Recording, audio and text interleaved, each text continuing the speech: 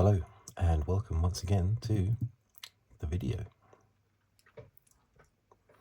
In this one I shall be continuing my look at the 2025 Formula One World Championship. Just from a fan's perspective, if anyone doesn't know, I've been following it for about 40, well, avidly every single race I've been watching since the Monaco Grand Prix in 1982. So 43 years, and I think I've only missed 2 races in that time live, and that was the 1987 Austrian Grand Prix when I was on holiday with my parents, and my older brother forgot to stick the VHS tape in the recorder and record the race. So Austrian Grand Prix 1987, but also the Spanish Grand Prix 1995, when I had to go to a party, of all things, and during the day as well, on a Sunday, and because of that I missed that race live. I still watch them, but just not live. I have to say, actually, I don't watch every race live. In fact, most of the days now I don't watch them live because I've got a family and young kids. They like to do things during the day, so I tend to record it and watch it in the evening when I get back. So yeah, these days I don't watch them live, but it's only a few hours after they've been recorded. But yes, I am going off-piste a little bit, aren't I? But yeah, so a fan avidly watching every race since 1982. Before that, I just used to watch the odd race every now and again. So what I do is I list down the finishing order. I mentioned the sprint race, but I'm not a fan of sprint races. I was a fan of this sprint race, unsurprisingly, for anyone who watches my videos. But generally speaking, yes, I prefer sprint races to practice sessions. Yes, of course, but I would rather them just lengthen the Grand Prix, rather than have this wishy-washy thing about, you know, you've got race winners, but they're not actual Grand Prix winners. It makes the statistics a bit confusing. Plus, they tend to be processions a lot of the time, these sprint races, as indeed this one was. But I will mention the sprint race. But what I actually list is the Grand Prix result, the 20 places from the Grand Prix result, or 17 in this case. And the top 10 in the Drivers' Championship, and then the rundown of the Constructors' Championship. So this was round 2, of course, wasn't it? It doesn't take long for my pen to dry out every time. China. Let me just...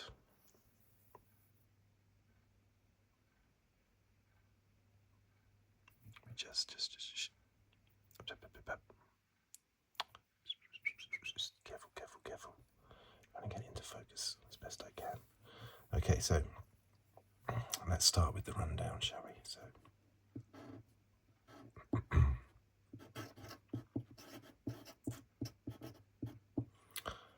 top spot is Piastri.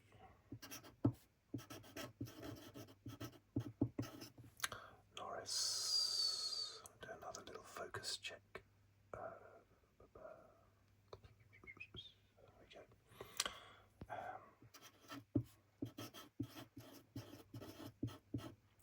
Russell.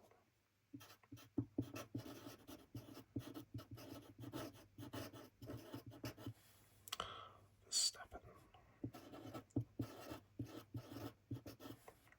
Ocon.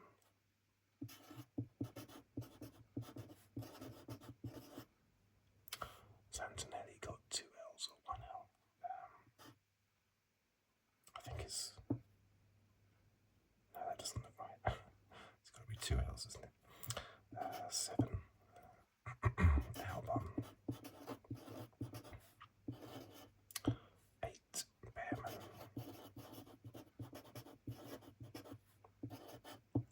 9.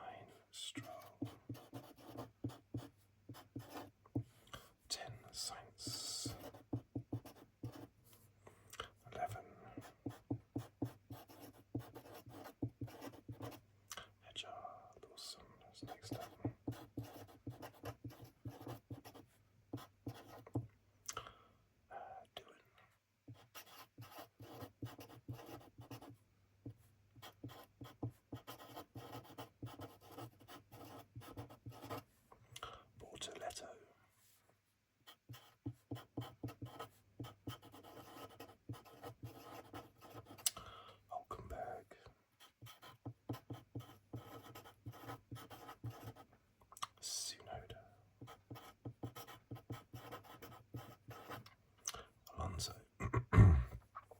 And then we had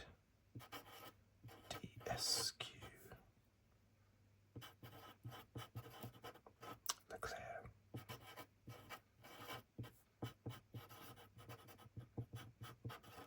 Hamilton.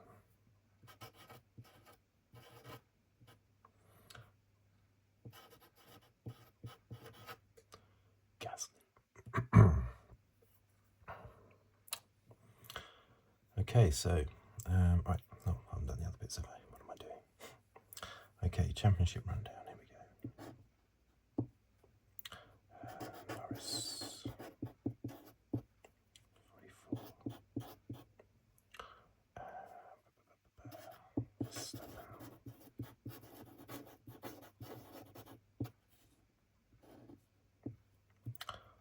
36. Russell.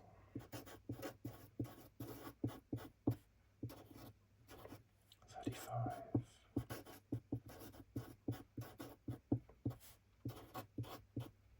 Piastri 34.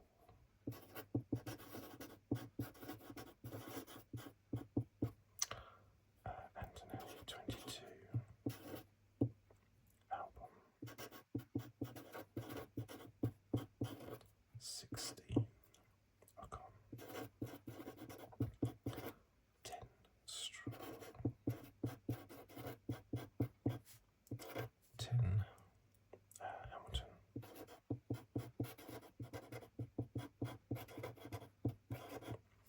9. And Leclerc 8. Oh dear, oh dear. Okay, constructors.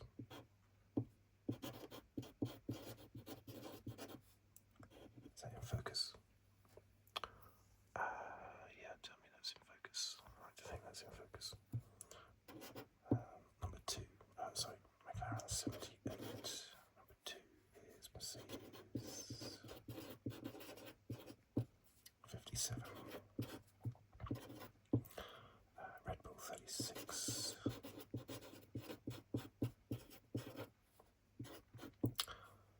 Williams 17. Ferrari 17.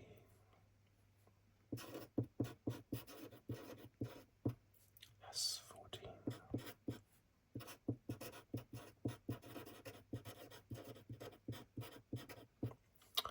Aston Martin 10.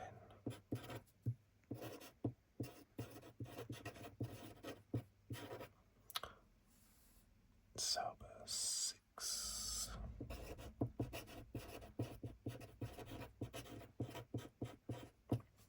Racing Bulls 3.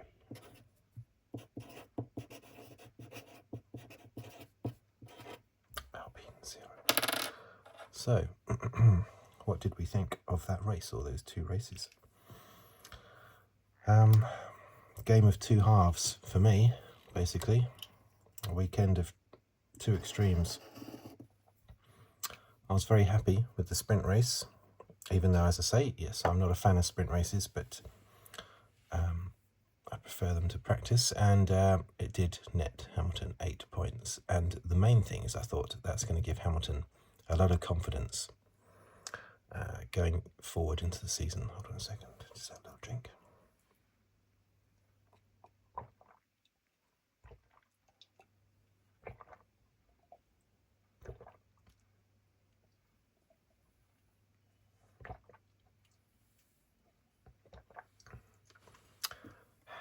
Ginger and turmeric, that was.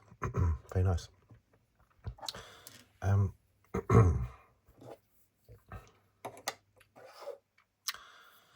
Yeah, so it would have, I like to think, have given him a lot of confidence going into the Grand Prix and going into the rest of the season. It's his first sprint win, and it's also Ferrari's first sprint win.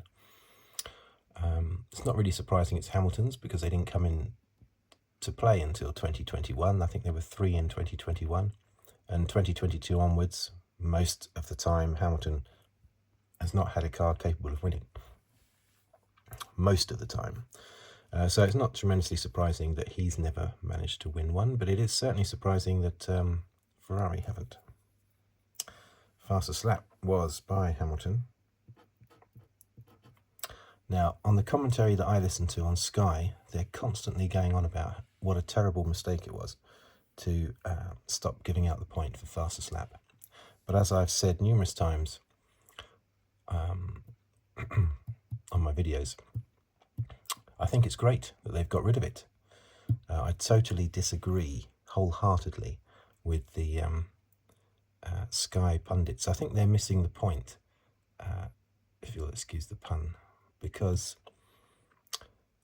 I don't want to go overboard on it because I keep saying it, but basically the fastest laps were being done for strategic reasons rather than just basically who was the fastest in the race.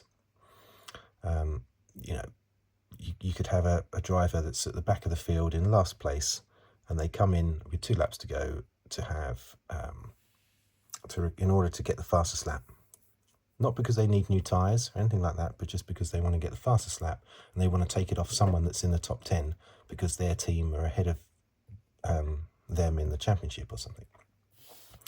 And so you get this warped view as to who was fastest in the race. Oh, Nico Hulkenberg was quickest in this Grand Prix. Look, no, he wasn't. He just came in for fresh boots on the final lap, that's all. So we need to get that out of the way, so that you know for certain that the person who has been recorded with the fastest lap was actually a genuine fastest lap in the race. It was the same thing with pole positions when they brought the sprint races in, and initially the winner of the sprint race got pole position. You had qualifying, and then the fastest in qualifying was on pole for the sprint race, and then the winner of the sprint race was on pole for the Grand Prix. Well, that's ridiculous. That means that the fastest person in qualifying was not necessarily on pole. Silverstone 2021, Hamilton was the fastest in qualifying. Verstappen was on pole for the Grand Prix. So officially, he's pole position. In the history books, Verstappen is pole position for Silverstone 2021, which will make everyone think that he was fastest in qualifying. In actual fact, Hamilton was fastest in qualifying. So they got rid of that, which is great, and now they've got rid of the fastest lap, point for fastest lap. So I'm very pleased about that.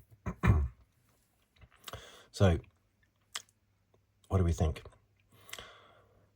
The sprint race, as ever, was a procession, but it was all about the qualifying. Hamilton was out front in the race, and I remember Leclerc made a point of saying, well done, Hamilton. It was nice. He said, oh, yeah, Hamilton did a fantastic job. But he made the point of stressing that he did the fantastic job in qualifying for the sprint. And that's not Leclerc being nasty in any way and, you know, not complimenting him on the race. It's just fact, basically. Hamilton was out front. And for the sprint race, for some reason, the tyre wear on the mediums was far worse than it was in the actual Grand Prix. So Hamilton being out front, he didn't get any of the dirty air from anyone in front of him. That helped him massively. So he had a big advantage there, which is probably why he was able to save his tyres and then pull away at the end. But in qualifying, that's a different matter. That's a full round of applause for Hamilton for his qualifying performance, which is what Leclerc did. So, yeah, that was great for Lewis. But it was only the sprint race. I think if they're going to have sprint races, they need to give more points. At least it's not just 3 points for a win like it was in 2021. But these races are between a third and half as long as the actual Grand Prix, aren't they? They're sort of like I don't know,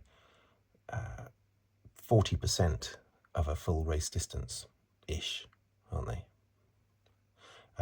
So I think it should be 12 points. I think they should give 12 points for a win in the sprint race, 9 for second, 7 for third, 6, 5, 4, 3, 2, 1. Yeah, like that. 8, 7, 6, 5, etc. It's not enough. It's not enough in between each one. You can do really well winning a sprint race, and the person who comes second only gets 1 point less than you. And I have said that before. I'm not only saying it because Hamilton won this sprint race. I have said that before. Should be more points for the sprint race.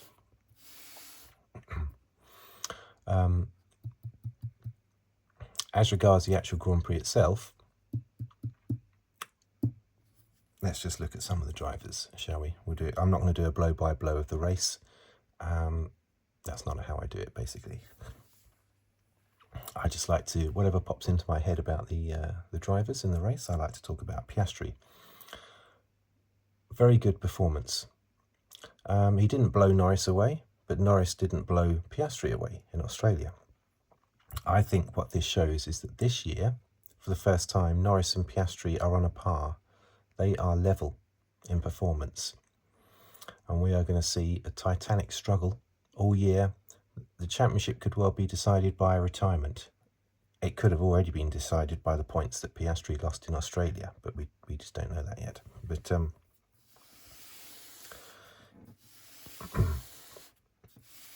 that is going to be a massive struggle with the great white shark, Max Verstappen, circling them all the time. So you tend to think, oh, it's going to be Norris and Piastri, Norris and Piastri. Verstappen is right there. Indeed, he's second in the championship, keeps moaning about his car not being fast enough. I think he says that the car to drive feels okay. He's not criticising the way it feels. It's just the baseline speed is not there. It's not quite as fast. So 36 points, second in the championship, only 8 points off the lead, is not bad when you think your car is too slow to compete. But see, that could all be down to Verstappen, the max factor, couldn't it? So he is a big danger in the championship. I did predict him to win the championship, of course, Verstappen. Do I still hold by that prediction? I'd have them all pretty much level. I think the two McLarens and Verstappen, I think the champion will come from those three. I think Russell will be an eternal third place guy, a bit like Gerhard Berger in 1988 in his Ferrari. Not really troubling the two McLarens unless one of them retired. I think Russell will have a very strong year and will finish fourth in the championship. But I think the champion is going to come from Norris, Verstappen and Russell. That's hardly Norris, Verstappen and Piastri. That's hardly me being a smarty pants. I would say that's pretty obvious. Certainly not the Ferraris, I'm afraid. Dearie me. Hamilton scored 1 point in the 2 Grand Prix so far this year, and yet he's still ahead of Leclerc.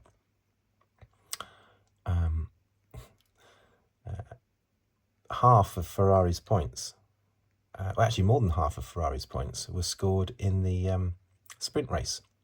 They got more points, they've had more points from the one sprint race than they had from both Grand Prix added together. That's terrible. But McLaren had a terrible first 2 races last year, remember, and they went on to win the championship, but not the Drivers' Championship. So Piastri, very good performance.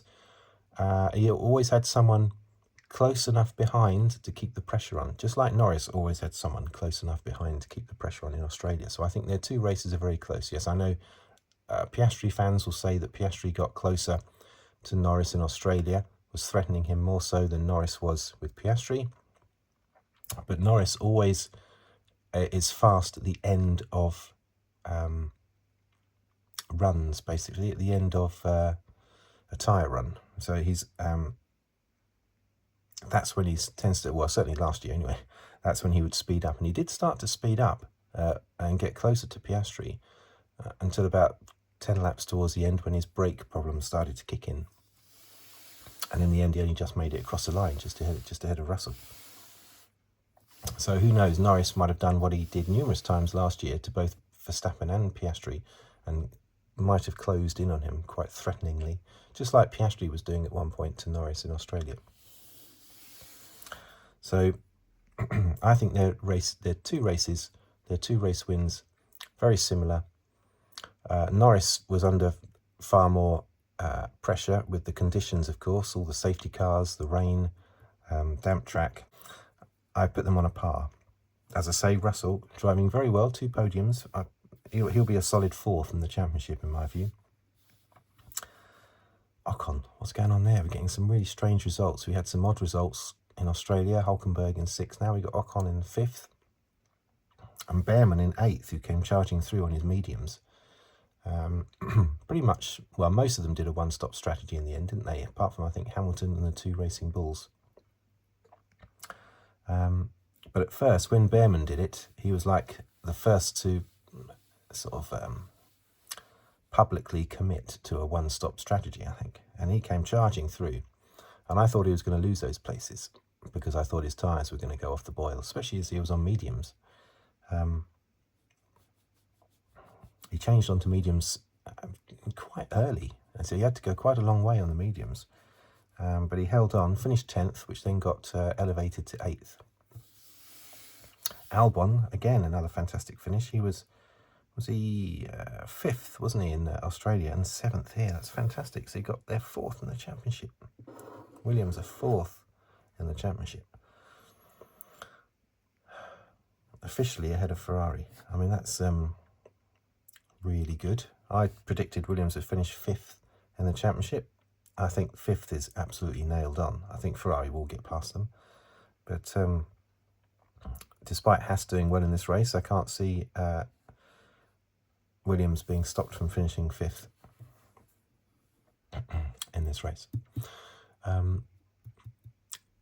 What I thought was going to happen in this race, it didn't happen last year, I don't think, but it has happened in previous years, going back the 20-odd years that we've had the Chinese Grand Prix. Often the last 5 laps are chaos, as people on, say, a 2-stop strategy are struggling with their tyres against people that are on a 3-stop strategy that are closing in on them and overtaking them. And we've had numerous Chinese Grand Prix where the last 5 laps are really exciting. And I was expecting that this time. I thought there'll be some on 2-stop, and there'll be some on 3-stop. Instead, they were all on 1-stop, apart from a few on 2-stop. And that didn't work, the 2-stop. So I was a bit disappointed with how good the tyres were, basically. But the tyre companies, Pirelli, they can't win, can they? Because people moan if the tyres wear out too fast, if they're having to slow down in order to protect the tyres. We moan because we don't want tyre management throughout the Grand Prix. But at the same time, we moan if the tyres are too good and they last too well, and you don't get that jeopardy with some people coming in for pit stops and some not. I wish they would go back to the old days where you didn't have different compounds of tyre, you just had one compound of tyre. But if you wanted to risk it and you felt you were fast enough, you could come in for a fresh set of tyres halfway through the race and then come charging through. And the classic example of that, of course, is the 1987 British Grand Prix at Silverstone, where I think Mansell and Piquet were out in front in the Williams, the dominant Williams. Piquet was leading. He'd been on pole position. Mansell was a couple of seconds behind him. Halfway through the race, Mansell comes in for a pit stop because there was something, a loose wheel nut or something. There was something that was bothering him with one of his tyres. So he didn't voluntarily change tyres, but anyway, he came in, new set of tyres, came out 30 seconds behind Piquet, chased him down, and then on the penultimate lap, got past Piquet and won the race. And I used to see that all the time back then in the 80s into the 90s, before they came up with all these different compounds. So I'd like to go back to those times, I think. It might not work. The races might be really flat if it went back to that. Who knows? But I do miss that simplicity. One tyre compound. You got a qualifying tyre compound and you got a race tyre compound. If you wanted to go faster, you just came in and had a pit stop and hoped that you closed the gap. Right, so, great performance, good performance. Was it a good performance by Antonelli? Where did he qualify? I can't remember where he qualified. It wasn't as low as in Australia. He's holding 5th place in the championship. He's being comfortably beaten by Russell, but you would expect that. Russell and Verstappen they've got the whole team behind them. McLaren have got the problem where they've got 2 joint drivers at the top who are going to be beating each other up all year. In a polite way, because they're both very polite, Norris and Piastri. It's not going to be like having a couple of Verstappens racing. Piastri and Norris are going to attack. But I like to think politely all the way through.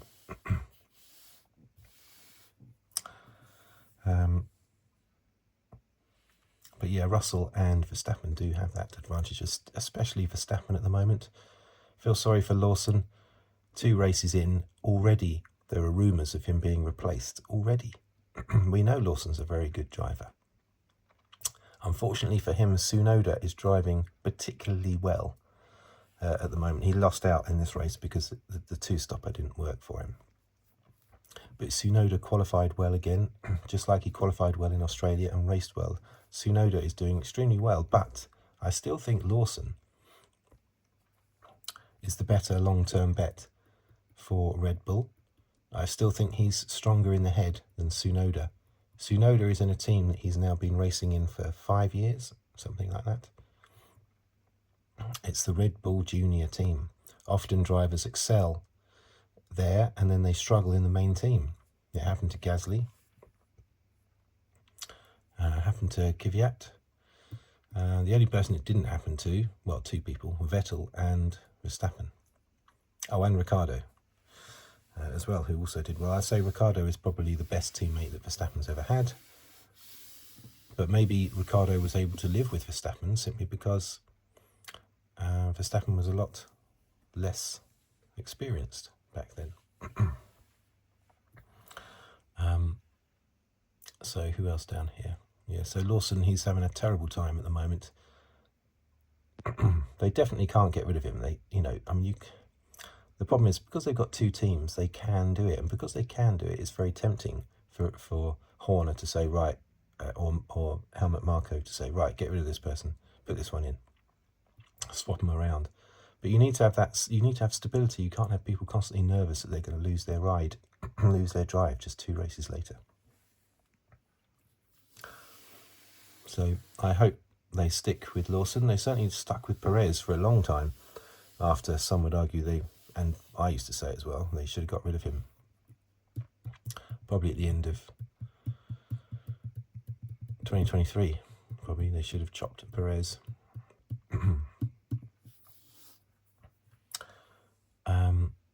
And I was all in favour, massively in favour for Perez coming into Red Bull when he did.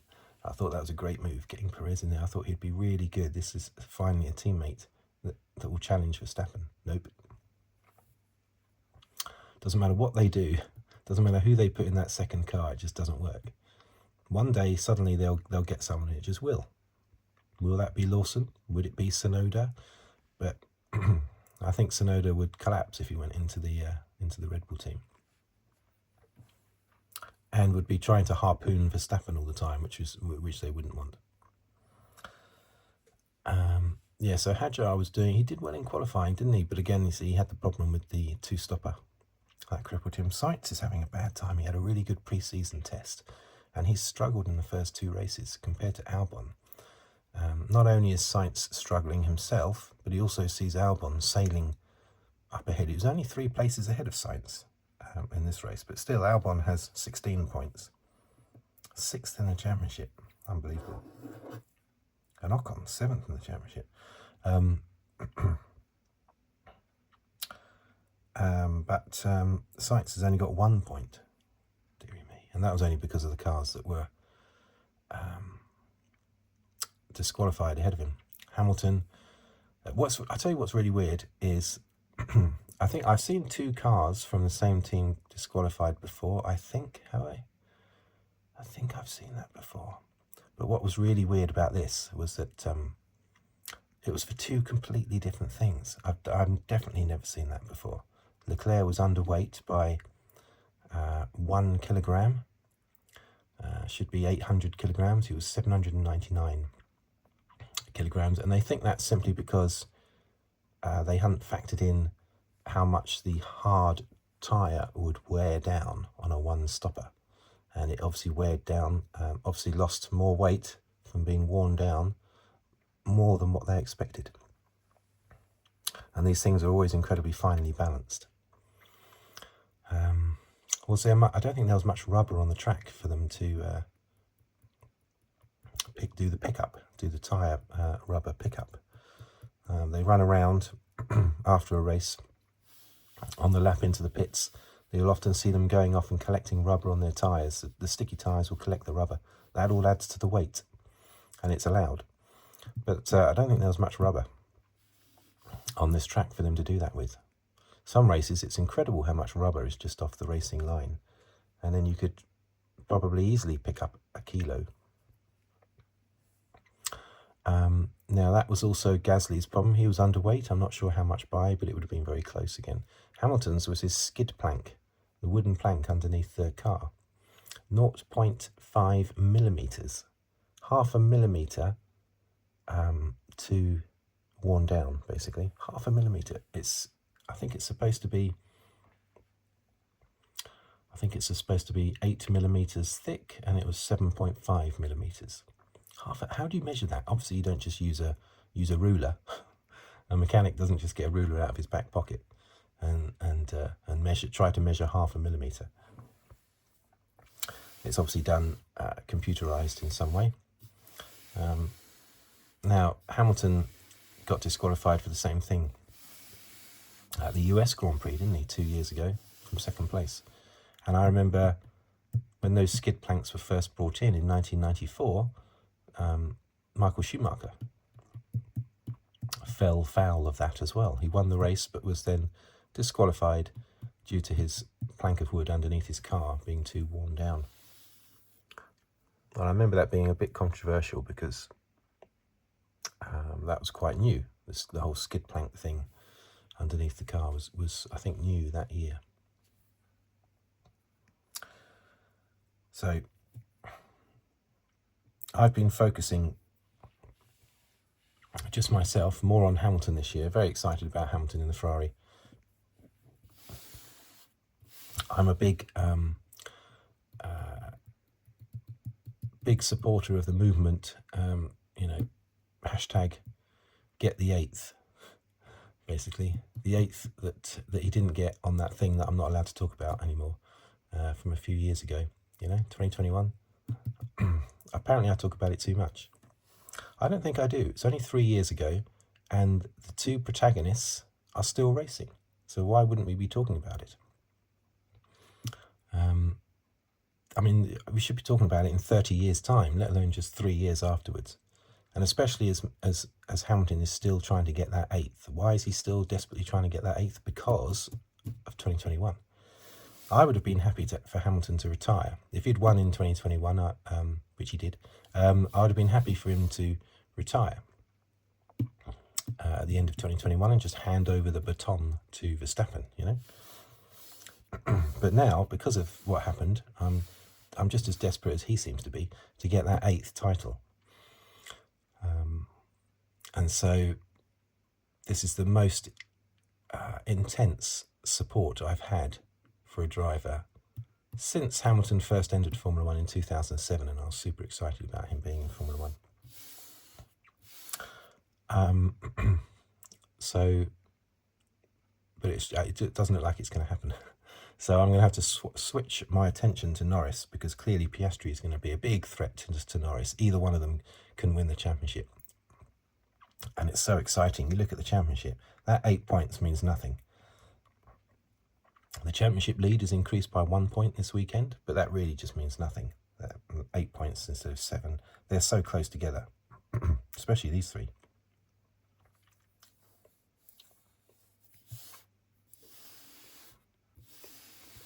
So there you go.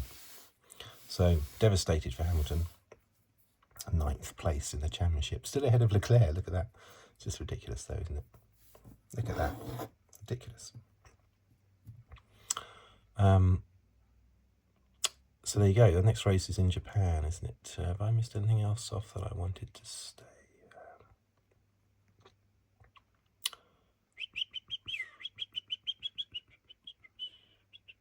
Oh yeah, the other thing, of course, one big thing I've missed off is the little knock between Leclerc and Hamilton at the start. Leclerc didn't blame Hamilton at all. I think it's mostly Leclerc's fault. He went onto the curb and then, got a bit of a got a bit of a, you know, what's the word I'm trying to look for? Anyway, he came back on quite suddenly because he'd hit the curb. He came back onto the track quite suddenly. Hamilton, meanwhile, had come into the apex of the corner, not realising Leclerc was there. So it's neither person's fault. It's just the way it was, basically, a racing incident. But it, you know, it made Leclerc's car faster. How did it make Leclerc's car faster? Well, Leclerc has said, it most definitely did not make my car faster. I lost 30 points of downforce, whatever that means.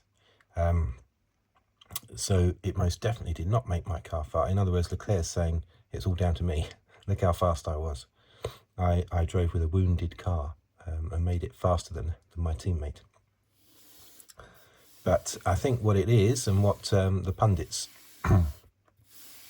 suggest, is that with that end plate gone, there was less bodywork in front of the tyre, creating dirty air. And that meant that left front tyre, which wears out faster than any other tyre on this circuit, it meant that tyre wore down slower, basically. Plus also the front wing was dipping down and virtually touching the ground, which may well have created better downforce. But the crazy thing is that front wing end plate would have cost about $50 billion to design by the best F1 car designers in the world. And then when it got ripped off, the car was faster. And not ripped off in a tidy way. There's all bits sticking out everywhere, bits of broken carbon fibre and polymers and polymer strands and bits of wiring and stuff like that all sticking out everywhere. But it actually made the car faster. And I think it's the reduced, I believe what the pundits are saying basically, it's reduced air abuse to the front left. I certainly don't believe Leclerc when he says, oh no, my car was like, 30% slower. If that's what 30 points of downforce means. Probably, I don't think it does. But anyway, I certainly don't believe Leclerc saying, oh no, my car was crippled, massively. The car was really, really slow, but I was really, really fast. Yeah, okay. That's not what everybody else thinks, Leclerc. But he still drove very well, don't get me wrong. And I think he was still faster than Hamilton, because the speed over Hamilton, I think, was more than what any extra speed he could have got from the missing end plate. Anyway, so that is the end of this video. Thank you for watching. Thank you for listening. If you'd like to subscribe, please do so, or leave a comment, or like the video, or leave a tip at the bottom of or underneath the video on the thanks button. Anyway, until next time, until the next video, which will be before the Japanese Grand Prix, obviously. I'll see you later. Goodbye for now. Thank you very much.